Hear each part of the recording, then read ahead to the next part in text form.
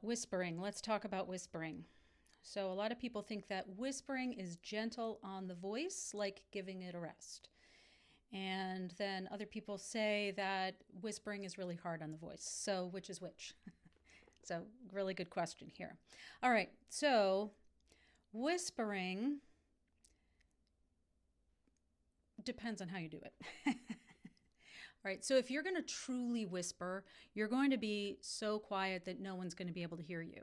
And so, I think one of the reasons why people say, like after vocal fold surgery or when you're having trouble with your voice, you don't really want to whisper to get around it, because what people end up doing is trying to project the whisper.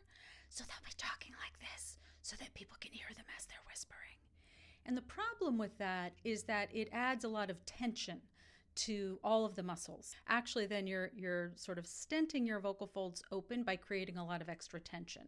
And so that kind of usually doesn't help things. And then on top of that, you're sort of blasting all this air through it, so it can get a little bit dry and irritated as you're doing that. So we generally don't recommend whispering for people who are having voice problems.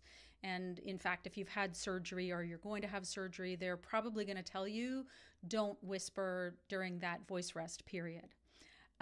So the follow-up question then is, well, if whispering isn't the answer, like what should you do? So again, like I said, if you're whispering, then if you're truly whispering, no one can hear you. And so it's not going to be very functional for you. So actually what we recommend is usually something called confidential voice, which is that if you have to speak when your voice isn't doing so well, and again, don't do this if your doctor has said complete voice rest, like after a surgery or something like that, then honor that complete voice rest. But when you start to voice again, and when you have to voice, if you need to give your voice a break, then we talk about talking in terms of confidential voice.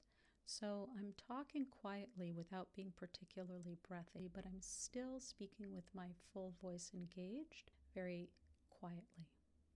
So that's what we usually recommend if you need to be speaking, but that you can't be putting strain on your voice. That is one way to take some of the strain off temporarily.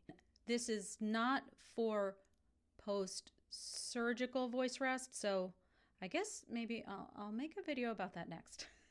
I'll do that right now.